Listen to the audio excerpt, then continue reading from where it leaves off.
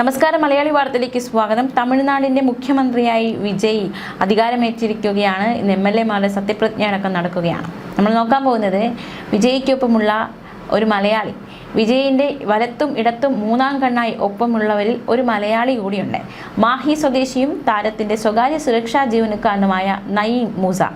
ജോലിക്കായി വർഷങ്ങൾക്ക് മുൻപ് ദുബായിലെത്തിയ നയീം മൂസ ബോഡി ബിൽഡറായി ഇപ്പോൾ ഇതാ തമിഴ്നാടിൻ്റെ മുഖ്യമന്ത്രിയുടെ ബോഡി ഗാർഡായി നിൽക്കുകയാണ്. താരങ്ങളുടെ സുരക്ഷാ ജോലിയിലേക്ക് കടന്നാണ് അദ്ദേഹം ഇത്തരത്തിൽ ഒരു പദവിയിലേക്ക് എത്തിയിരിക്കുന്നത്. ജെൻഡർ സെക്യൂരിറ്റി എന്ന പേരിൽ ഒരു സ്ഥാപനവും അദ്ദേഹം നടത്തുന്നുണ്ട്. ദുബായിലെത്തിയ Shahrukh Khan, Justin Bieber, Tom Cruise തുടങ്ങിയ ഒട്ടേറെ പേർക്ക് ജെൻഡർ സെക്യൂരിറ്റിയാണ് സുരക്ഷ ഒരുക്കിയത്. തിരഞ്ഞെടുപ്പ് പ്രചാരണത്തിന്റെ ഓരോ വേദിയിലും വിജയിനൊപ്പം ഉണ്ടായിരുന്ന നയീം സത്യപ്രതിജ്ഞാ ചടങ്ങിലും ഒപ്പമുണ്ടായിരുന്നു. മുഖ്യമന്ത്രിയുടെ ഔദ്യോഗിക സുരക്ഷാ സംഘത്തിൽ നയീം തുടരുമോ എന്ന ചോദ്യമാണ് ഇനി ബാക്കിയാകുന്നത്. അത്തരത്തിൽ ഉണ്ടാകുമോ എന്നതാണ് ഇനി അറിയേണ്ടത്. സിനിമാ നടനിൽ നിന്നും മുഖ്യമന്ത്രിയായുള്ള വിജയുടെ വളർച്ചയിൽ നിഴൽ പോലെ ഒപ്പം നിന്ന മലയാളിയാണ് അദ്ദേഹം. വിജയുടെ പേഴ്സണൽ സുരക്ഷാ ഉദ്യോഗസ്ഥൻ കൂടിയാണ്. തിരഞ്ഞെടുപ്പ് പ്രചരണ സമയത്ത് ജനക്കൂട്ടത്തിനിടയിൽ വിജയെ അതീവ ജാഗ്രതയോടെ സംരക്ഷിക്കുന്ന നയീമിന്റെ ദൃശ്യങ്ങൾ അന്ന് വൈറലായതാണ്. തിരഞ്ഞെടുപ്പ് പ്രചാരണ വേളകളിൽ ആരാധകർ വിജയ്ക്ക് നേരെ വലിയ ആഘോഷത്തോടെ ആവേശത്തോടെ പൂമാലകൾ വലിച്ചെറിയാറുണ്ട്. അത്തരത്തിൽ ഒരു പൂക്കൾ വലിച്ചെറിയാറുണ്ട്. ആ പൂമാലകൾ പിടിച്ചെടുത്തും താരത്തെ വേദിയിലേക്ക് അനുഗമിച്ചും അദ്ദേഹത്തിൻ്റെ വാഹനത്തിന് സമീപം നിഴൽ പോലെ നിന്നുമൊക്കെ നയീം ശ്രദ്ധേയനാവുകയായിരുന്നു. പ്രത്യേകിച്ച് ഒരു മലയാളി കൂടിയാകുമ്പോൾ നമ്മളെ സംബന്ധിച്ച് വലിയ സന്തോഷമാണ്. കന്യാകുമാരിയിലെ പ്രചരണ റാലിക്കിടെ വിജയ് സൈക്കിളുമായി കറങ്ങിയപ്പോൾ താരത്തിന് സുരക്ഷയൊരുക്കുന്നതിലും നയീം മൂസ മുന്നിൽ തന്നെ ഉണ്ടായിരുന്നു. മുൻപ് താരം പങ്കെടുത്ത പൊതുപരിപാടികളിലും ഷൂട്ടിംഗ് സെറ്റുകളിലുമെല്ലാം ബോഡി ഗാർഡായി നയീം മൂസ ഉണ്ടായിരുന്നു. ഇൻസ്റ്റഗ്രാമിൽ 3 ലക്ഷത്തിൽ മുകളിൽ ഫോളോവേഴ്സ് ഉള്ള വ്യക്തിയാണ് നയീം മൂസ. എന്തായാലും വിജയെ സ്നേഹിക്കുന്നവർക്ക്, വിജയെ നെഞ്ചിലെത്തുന്ന മലയാളികൾക്ക് ഇരട്ടി മധുരമാണ്. അദ്ദേഹത്തിനൊപ്പം ഒരു മലയാളി ഉണ്ട് എന്നത് വലിയൊരു സന്തോഷം തന്നെയാണ്. വർഷങ്ങൾക്ക് മുമ്പ് ജോലി തേടി ദുബായിലേക്ക് എത്തിയതായിരുന്നു നയീം മൂസ. ബോഡി ബിൽഡിങ്ങിനോടും സുരക്ഷാ രംഗത്തോടും വലിയ താല്പര്യമുണ്ടായി. പിന്നീട് അതൊരു കരിയറാക്കി. 2004-ൽ ജെൻഡർ സെക്യൂരിറ്റി സുരക്ഷാ ഏജൻസി തുടക്കമായി. ദുബായ് ആസ്ഥാനമായി തുടങ്ങിയ സ്ഥാപനം പിന്നീട് ഇന്ത്യയിലെങ്ങും വ്യാപിക്കുകയുണ്ടായി. ഈ മേഖലയിലെ സാധ്യതകൾ തിരിച്ചറിഞ്ഞ നയീം അത്തരത്തിൽ ആ ഒരു മേഖലയിലേക്ക് തിരിയുകയും വലിയൊരു സാമ്രാജ്യം കെട്ടിപ്പടുക്കുകയുമായിരുന്നു എന്ന് വേണമെങ്കിൽ നമുക്ക് വിശേഷിക്കാം. ഗൾഫിൽ എത്തുന്ന പല സെലിബ്രിറ്റികളുടെ സുരക്ഷാ ചുമതല ഇപ്പോൾ ജെൻഡർ സെക്യൂരിറ്റിയാണ് നോക്കുന്നത്.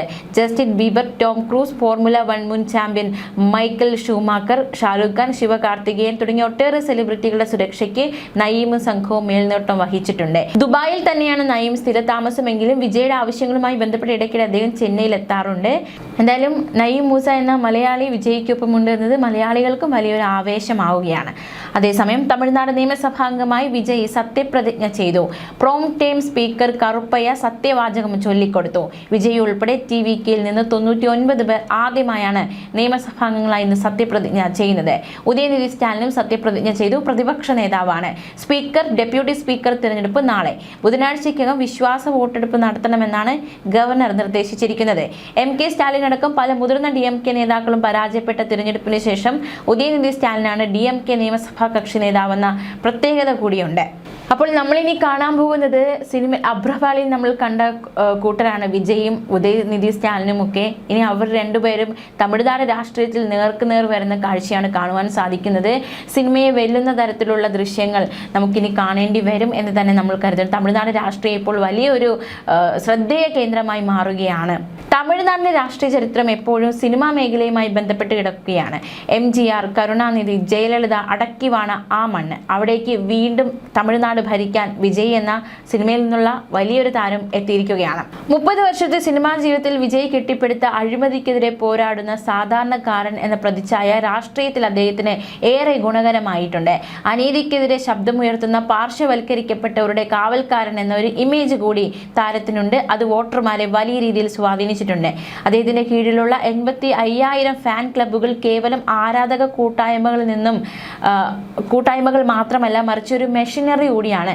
ഒരുപാട് സഹായങ്ങൾ, ഒരുപാട് നല്ല കാര്യങ്ങൾ ജനങ്ങൾക്ക് വേണ്ടി ഈ ഒരു ഫാൻസ് ക്ലബ്ബുകളിലൂടെ ചെയ്യുന്നുണ്ട്. തിരഞ്ഞെടുപ്പ് ജയിക്കുന്നത് ഒരു തുടക്കം മാത്രമാണ്. ഇനി ഭരണപരിചയമില്ല എന്നൊരു കടമ്പ വിജയ്ക്ക് മുന്നിലുണ്ട്. പക്ഷേ ജനങ്ങളൊക്കെ വലിയ ആത്മവിശ്വാസം വിജയുടെ മേൽ പുലർത്തുന്നുണ്ട്. DMK അധികാരത്തിൽ വരുമ്പോൾ അവർക്കും ഭരണപരിചയം കുറവായിരുന്നു എന്നാണ് ആ വോട്ടർമാരടക്കമുള്ളവർ പറയുന്നത്. അതുകൊണ്ട് തന്നെ ഭരണപരിചയമില്ലെങ്കിലും നല്ല രീതിയിൽ ഭരിക്കും എന്നൊരു ആത്മവിശ്വാസമാണ് വോട്ടർമാർക്കും ഉള്ളത്. എന്തായാലും കഴിഞ്ഞ ദിവസം തമിഴ്നാട് രാഷ്ട്രീയത്തിൽ കേരളത്തിൽ ദശാബ്ദങ്ങളായി നിലനിന്നിരുന്ന ദ്രാവിഡ കക്ഷികളുടെ ആധിപത്യത്തിന് അറുതി വരുത്തിക്കൊണ്ട് തമിഴക വെട്രിക്കഴകം അധ്യക്ഷൻ വിജയ് മുഖ്യമന്ത്രിയായി അധികാരമേൽക്കുകയായിരുന്നു. ചരിത്രപരമായ സത്യപ്രതിജ്ഞാ ചടങ്ങിൽ വിജയ്ക്കൊപ്പം 9 TVK നേതാക്കളാണ് ആദ്യഘട്ടത്തിൽ മന്ത്രിമാരായി ചുമതലയേറ്റത്. ഒരു മുൻ IRS ഉദ്യോഗസ്ഥൻ, ഡോക്ടർമാർ, സിനിമാ താരങ്ങൾ എന്നിവരടങ്ങുന്ന വൈവിധ്യമാർന്ന ഒരു സംഘത്തെയാണ് ഭരണത്തിനായി വിജയ് തിരഞ്ഞെടുത്തത്. എന്തായാലും വിജയുടെ ഭരണം എങ്ങനെയാണ് എന്ന് എല്ലാവരും ഉറ്റുനോക്കുകയാണ്. പ്രത്യേകിച്ച് കേരളത്തിലുള്ളവരെല്ലാം കണ്ണുകൾ ഇപ്പോൾ തമിഴ്നാട്ടിലേക്കാണ്. വിജയെ ആരാധിക്കുന്ന, വിജയെ സ്നേഹിക്കുന്ന ഒരുപാട് മലയാളികളുണ്ട്. അവരെല്ലാം ഇപ്പോൾ വിജയ് എന്ന നടനിലുപരി വിജയ് എന്ന മുഖ്യമന്ത്രിയിലേക്കാണ് ഉറ്റുനോക്കുന്നത്. എന്തായാലും കാത്തിരുന്ന് കാണാം. വരും ദിവസങ്ങളിൽ വിജയ്ക്ക് മുന്നിൽ രാഷ്ട്രീയ വെല്ലുവിളികൾ ഉണ്ടാകും. അതിനെയൊക്കെ, ആ കടമകളെയും ആരോപണങ്ങളെയും ഒക്കെ എങ്ങനെയാണ് വിജയ് അതിജീവിക്കാൻ പോകുന്നത് എന്നൊന്നും ചോദ്യമാണ്. കഴിഞ്ഞ ദിവസം തന്നെ ആദ്യ വിവാദത്തിന് തുടക്കമായി. വന്ദേ മാതരം പാടുന്നതുമായി ബന്ധപ്പെട്ട വിവാദങ്ങൾ ശക്തമായിരുന്നു. എന്തായാലും കോൺഗ്രസും അതുപോലെ തന്നെ ഇടതും അനുകൂലിച്ചുകൊണ്ടാണ് വിജയ് ഒരു മന്ത്രിസഭ രൂപീകരിച്ചിരിക്കുന്നത്. എങ്ങനെയാണ് മുന്നോട്ടുള്ള പോക്ക് എന്നതടക്കമുള്ള ചോദ്യങ്ങളൊക്കെ ശക്തമായി നിൽക്കുകയാണ്. കാത്തിരുന്ന് കാണാം. ന്യൂസ് ഡെസ്ക് മലയാളി വാർത്ത.